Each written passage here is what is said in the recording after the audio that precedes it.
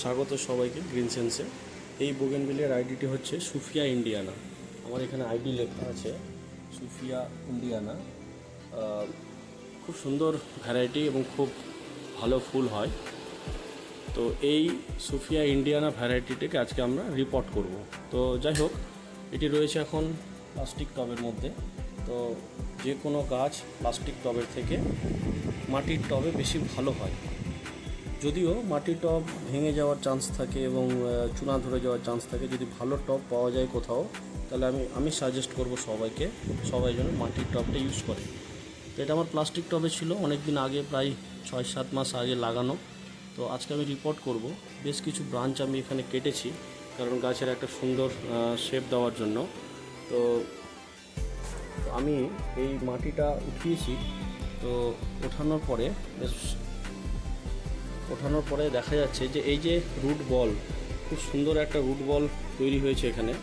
কিন্তু দেখুন, এই যে ছোট ছোট হালকা হালকা করে একটা গ্রিনিশ ভাব দেখা যাচ্ছে। এগুলো হচ্ছে গাছের মধ্যে বা গাছের রুটের মধ্যে একটু ফাঙ্গাস বা অ্যালগাল টাইপের, শ্যাওলা টাইপের ধরেছে আর কি। যেহেতু প্লাস্টিকের টব ছিল, ওই জন্য এই সমস্যার জন্যই মেনলি আমি সাজেস্ট করব মাটির টবকে।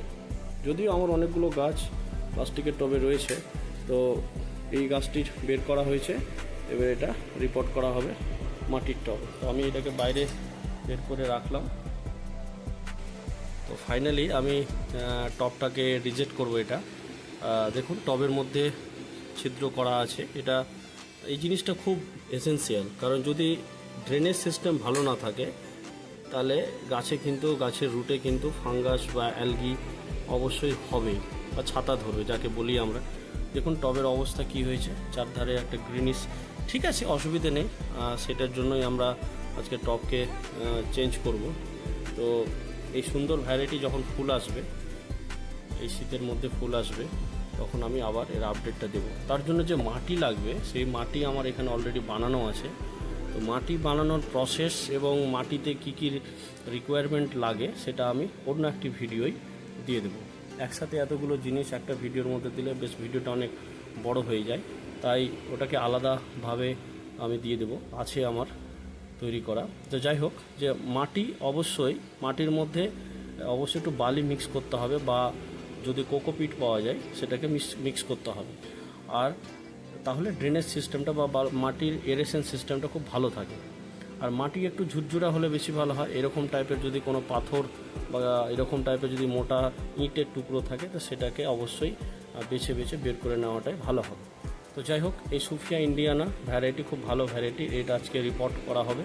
খুব ইজি প্রসেস, রিপোর্টের আহামরি কোনো রকেট সায়েন্স নেই ওতে। জাস্ট তুলে দিয়ে কিছুটা রুটের তলা থেকে মাটিটাকে সরিয়ে নিতে হবে, যেরকমটা আমি এখানে করেছি। একটুখানি মাটি সরিয়ে নিয়েছি, বেশি সরালে আবার এর খারাপ হয়ে যাওয়ার সম্ভাবনা থাকে। আমরা এটা কাছে রিপোর্ট করব। রিপোর্টের জন্য আমি একটা মাটির টব বেছে নিয়েছি। দেখুন টবের নিচে কিন্তু ছিদ্র করা আছে।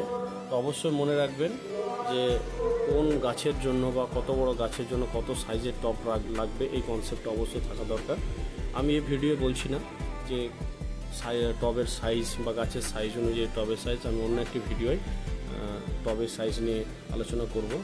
তো এই টবের এখানে যে ছিদ্রটা রয়েছে, সেটাকে ইটের টুকরো দিয়ে বন্ধ করতে হবে। তো একটু অন্যভাবে বন্ধ করছি আমি এটা।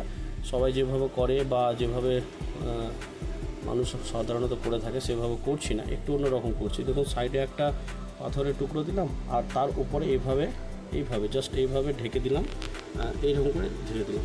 তাহলে কি নিচ থেকে জলটা বেরোতে পারবে, এক্সেস জল। কারণ বোগেনভিলিয়া বেশি জল পছন্দ করে না। বেশি জল দিলেই এর কিন্তু রুট প্লাস স্টেম সবটাই পচে যাওয়ার সম্ভাবনা থাকে। এরপর আমি আলতো করে এখানে মাটি দিয়ে দিলাম, যে মাটিটি আমার বানানো ছিল রেডি মাটি দেওয়ার পরে আস্তে করে এটাকে বসিয়ে দেবো, যাতে মাটিগুলো এয়ার গ্যাপ না থাকে। এরপর আমি গাছটাকে আলতো করে এখানে বসিয়ে দিয়ে সেটাকে উপর থেকে মাটি দিয়ে দেবো। ঠিক এইভাবে করব। আমি ফাইনালটা দেখাচ্ছি। গাছটি মোটামুটি বসিয়ে দেওয়া হয়েছে। এবার যে সাইডে গ্যাপগুলো রয়েছে, এই গ্যাপগুলোতে আমি এভাবে কোনো একটি পাত্র দিয়ে এভাবে মাটিগুলো ভরে দেবো। মাটিগুলো ভরে দিলে একটু হালকা করে চেপে দিই। কোনো একটা কাঠির সাহায্যে হোক বা কোনো রডের সাহায্য হোক এইভাবে গ্যাপগুলোকে ভরে দিতে হবে, তাহলে গাছটা শক্ত হয়ে যাবে। এবার হয়ে যাওয়ার পরে এটাকে আমরা জল দিয়ে দেবো, গাছ আমাদের রেডি।